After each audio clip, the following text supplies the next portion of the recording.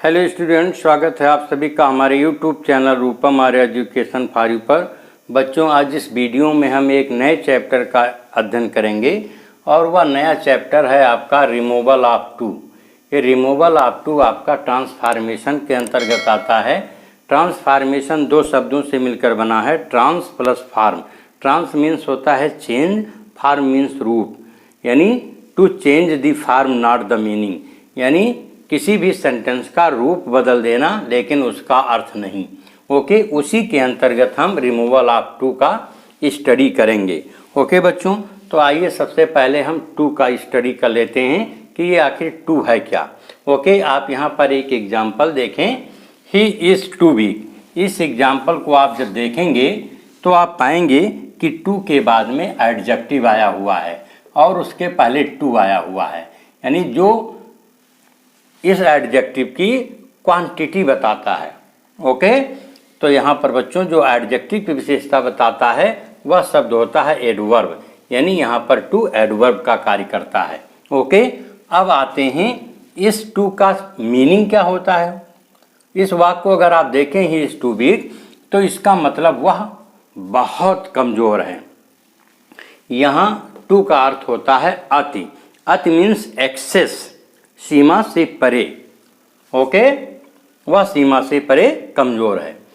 यदि आपको इसी को इंग्लिश में चेंज करना है, यानी टू को हटा करके दूसरे शब्द का यहाँ पर आपको प्रयोग करना है, यानी चूँकि हमको इस वीडियो में टू को हटा करके अन्य दूसरा शब्द इसके स्थान पर रखना है जिससे कि टू हट भी जाए और इसका अर्थ ना बदले, तो इसके स्थान पर हम एक्सेसिवली प्रयोग कर सकते हैं या एक्सट्रीमली प्रयोग कर सकते हैं या ओवर प्रयोग कर सकते हैं या बियॉन्ड द प्रॉपर लिमिट प्रयोग कर सकते हैं। तो आइए इस सेंटेंस से हम टू को हटाते हैं, फिर देखते हैं कि ये किस तरह का सेंटेंस बनेगा। तो आपका ये सेंटेंस बन सकता है, ही इज़ एक्सट्रीमली वीक। आप इसको इस तरह लिख सकते हो या एक्सट्रीमली के जगह पर आप लिख सकते हो over. He is over weak, यानी जितना वीक होना चाहिए उससे ओवर है। या आप ओवर के स्थान पर एक्सेसिवली भी लिख सकते हो, EXCESSIVELY, एक्सेसिवली आप लिख सकते हो। या आप लिख सकते हैं he is week beyond the proper limit.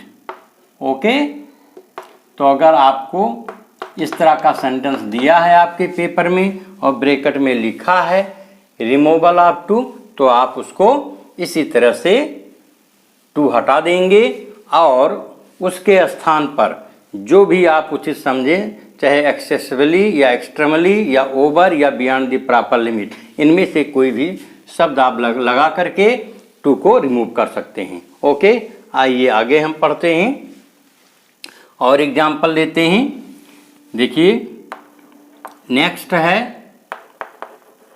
He is too beat to walk. इस सेंटेंस को आप देखें बच्चों, यहाँ पर एडजेक्टिव के पहले टू लगा है और यहाँ पर इन्फिनिटिव आया है। यहाँ पर मुझे इस टू को हटाना है और बच्चे आप दिमाग में रखें कि जो टू है यह टू निगेटिव अर्थ देता है। ओके, तो जब आप टू यहाँ हटाएंगे तो जो आपका सेंटेंस बनेगा वह होगा, he is so big that. अब यहाँ पर आपका एक सबऑर्डिनेट क्लॉज बन जाएगा। इसके लिए आपको सब्जेक्ट चाहिए और सब्जेक्ट आप क्या करेंगे, जो प्रिंसिपल क्लॉज का सब्जेक्ट है उसी को यहाँ पर आप ले आएंगे, that he can not walk. Okay, तो इस प्रकार से आपका सेंटेंस से टू हट गया और जो सेंटेंस बना इस सेंटेंस का भी वही अर्थ है जो आपका टू लगे हुए सेंटेंस का है। ओके बच्चों, और एक बात आप यहाँ पर और ध्यान दें कि बच्चों जहाँ पर ये ईज आया है जो कि प्रेजेंट टेंस का है, अगर इसके स्थान पर वाज होता तब यहाँ पर आप कैसे बनाते, तो आप जहाँ पर इज लगाए हैं वहाँ पर वाज कर देते। ओके, यानी इसको भी पास्ट में कर देते, और जो आपने यहाँ कैन लगाया है जो कि प्रेजेंट है, इस कैन को आप बदल देते कुड में, यानी इसको भी पास्ट में कर देते। ओके, आई होप इतना आपको समझ में आ गया होगा। आइए नेक्स्ट एग्जाम्पल देखते हैं। He is too intelligent not to solve this question. इस सेंटेंस को आप देखेंगे तो इस सेंटेंस में जो एडजेक्टिव है इसके पहले टू आया है, और जो इन्फिनिटिव है उसके पहले नॉट आया है। ओके बच्चों, यदि इन्फिनिटिव के बाद में नॉट लगा हो तो ऐसी स्थिति में जब आप टू को हटाएंगे तो जो आपका सबऑर्डिनेट क्लॉज होगा वह पॉजिटिव में हो जाएगा। इसे आपको विशेष ध्यान में रखना है। तो आइए इस सेंटेंस से हम टू हटाते हैं, फिर देखते हैं इसका स्ट्रक्चर क्या होगा। तो इसका स्ट्रक्चर होगा ही इज सो इंटेलिजेंट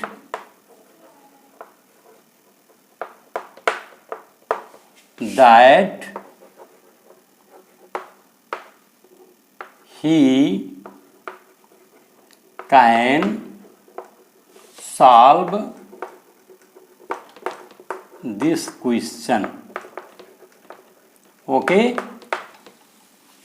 यहाँ पर जब आपका इन्फिनिटिव के पहले नॉट लगा हो तो बच्चों जब आप टू हटाएं तो जो आपका ये सबऑर्डिनेट क्लॉज हो उसमें नॉट का प्रयोग आप कैन के बाद नहीं करेंगे, और यदि यही पास्ट में होता बच्चों तो इसके जगह पर वाज हो जाता। ओके, आइए नेक्स्ट एग्जाम्पल हम देखते हैं। The box is heavy for me to lift. आप यहाँ देखिए इस सेंटेंस का तो स्ट्रक्चर ही कुछ अलग है। The box is too heavy, यहाँ पर बच्चों आप लगा लीजिए the box is too heavy for me to lift. Okay, यहाँ पर बीच में फॉर मी आया हुआ है। ओके, तो जब इस तरह का सेंटेंस हो तो आप क्या करेंगे, जो आपका सबऑर्डिनेट क्लॉज हो उसमें सब्जेक्ट के रूप में मी का जो सब्जेक्टिव केस होगा उसको आप सब्जेक्ट बना लेंगे। आइए इस सेंटेंस को हम बनाते हैं टू हटा करके, फिर देखते हैं इसका क्या स्ट्रक्चर होता है। The box is too heavy for me to lift. तो जब आप टू को हटाएंगे तो आपका बनेगा sentence the box is so heavy. अब यहाँ पर फॉर मी हटा दीजिएगा, सो हैवी दैट जो मी है इसका सब्जेक्टिव केस हो जाएगा I can not lift. Okay, यदि फॉर मी के जगह पर सब्जेक्ट फॉर हिम होता तो यहाँ पर आप जो सब्जेक्ट लिखते वह ही लिखते, और यदि फॉर यू होता तो यहाँ पर सब्जेक्ट आप यू लिखते। ओके, इस तरह के जो स्पेशल सेंटेंसेज हैं इनको आप लर्न कर लीजिए फॉर एग्जाम्पल के तौर पे। आइए बच्चों हम नेक्स्ट सेंटेंस देखते हैं। इस सेंटेंस को आप देखिए, the car is too costly to be purchased. यहाँ पर अगर हम देखें तो बच्चों जो इन्फिनिटिव है, इन्फिनिटिव का ये भाग ओके पैसिव वॉइस में है। ओके, जब इन्फिनिटिव लगा सेंटेंस होता है यानी इन्फिनिटिव का सेंटेंस होता है और उसको जब हम पैसिव बनाते हैं तो टू और जो एम बी थर्ड होती है उसके बीच में बी आ जाता है।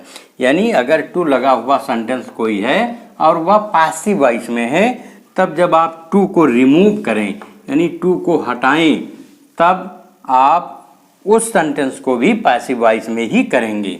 आइए देखते हैं इसको कैसे किया जाएगा। The car is so costly that. अब बच्चों यहाँ पर आपको सब्जेक्ट चाहिए, दैट के बाद में सब्जेक्ट चाहिए, और यहाँ पर सब्जेक्ट क्या लगाएंगे आप, सब्जेक्ट आप प्रिंसिपल क्लॉज का सब्जेक्ट ले लेंगे। और ये कार है, कार क्या है, एक ऑब्जेक्ट है, वस्तु है, थिंग है, और नॉन लिविंग है। तो नॉन लिविंग का सब्जेक्ट क्या होता है, ईट, उसके लिए हम सब्जेक्ट का प्रयोग करते हैं। ओके, और चूंकि यहाँ इज लगा हुआ है तो यहाँ पर आप कैन का प्रयोग करिए। फिर कैन नॉट और इसके बाद बी लगा करके और परचेज लिख दीजिए। बस आपका ये सेंटेंस बन जाएगा। ओके बच्चों, तो आई होप आपको ये समझ में आ गया होगा। और बच्चों, यदि आप चैनल पर नए हों, आपने इसे अभी तक सब्सक्राइब न किया हो, तो आप इसे अवश्य सब्सक्राइब कर लें। Okay, thank you for watching.